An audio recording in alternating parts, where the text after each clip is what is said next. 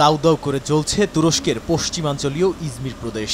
আগুনের শিখায় আচ্ছন্ন হয়ে গেছে বিস্তীর্ণ বনাঞ্চল। আগুন নিয়ন্ত্রণে কাজ করে যাচ্ছে ফায়ার সার্ভিসের বেশ কয়েকটি ইউনিট। এর আগে সতর্কতা জারি করে বন্ধ করে দেওয়া হয় স্থানীয় বিমানবন্দর ও দার্দেনেলিস প্রণালী।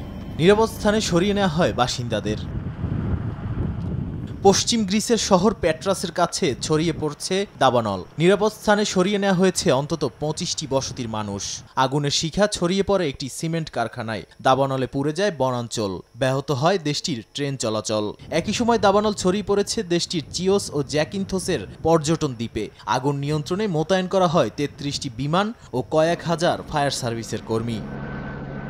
মঙ্গলবার সন্ধ্যায় স্পেনের গ্যালিসিয়া অঞ্চলে দাবানল ছড়িয়ে পড়ে।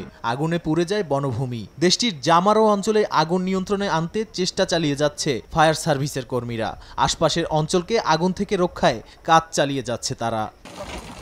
দক্ষিণ আলবেনিয়ার শহর ডেলভিনায় ছড়িয়ে পড়েছে দাবানল। স্থানীয় কর্তৃপক্ষ জানায়, গত 2 সপ্তাহে অঞ্চলটিতে ছড়িয়েছে অসংখ্য দাবানল।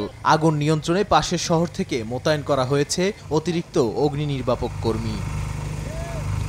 দক্ষিণ পূর্ব ইউরোপের দেশ মন্টিনিগ্রোর সমুদ্র তীরবর্তী শহর বুলজারিকাতে ছড়িয়ে পড়েছে দাবানল। স্থানীয় বাসিন্দারা জানান, হতাহতের ঘটনা না ঘটলেও পুড়ে গেছে বাড়িঘর। তীব্র দাবদাহের মধ্যেই বাতাসে ছড়িয়ে পড়েছে আগুন। কানাডার হলিফ্ল্যাক্স নোভাস্কোটির কাছে ছড়িয়ে পড়ে দাবানল।